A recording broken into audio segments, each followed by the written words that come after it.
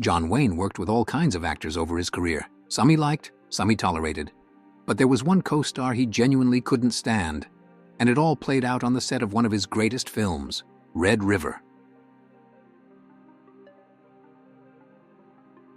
At first glance, you wouldn't think Red River would be the kind of production to spark serious behind-the-scenes drama.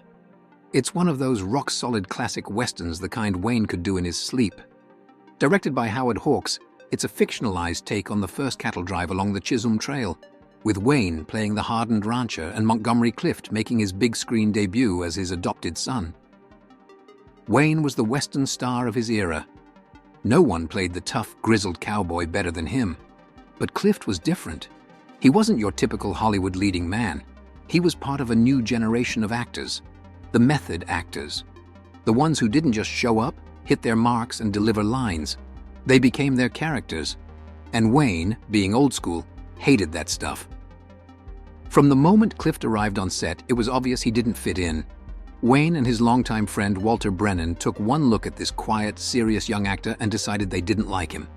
They called him an arrogant little bastard and pretty much froze him out whenever they weren't filming. It didn't help that Clift wanted nothing to do with their off-screen antics. He wasn't interested in their poker games, their drinking sessions, or their macho backslapping. And Wayne didn't just dislike Clift as a person. He didn't think he was believable in the role. This was a rugged western about hardened cowboys, and here was Clift, soft-spoken, thoughtful, almost fragile. Wayne didn't buy it. And when Clift had an accident on his first day on set, burning himself on the thigh with a blank cartridge while practicing his quick draw, it didn't exactly help his case. But here's where things got really interesting.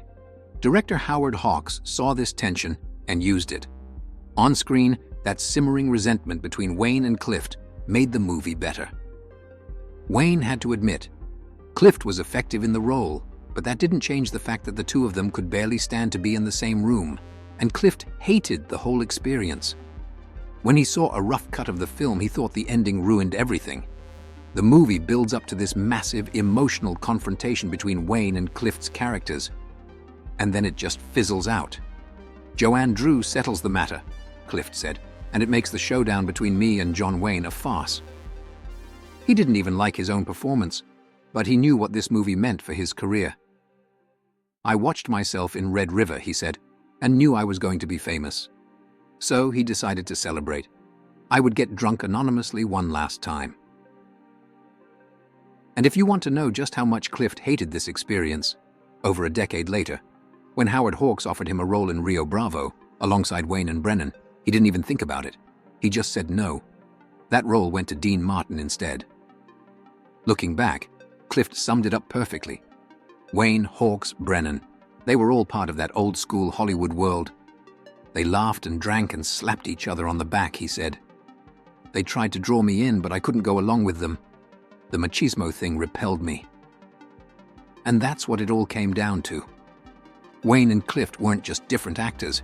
They were two completely different kinds of men. They made one great film together, but when it was over, neither of them ever wanted to do it again.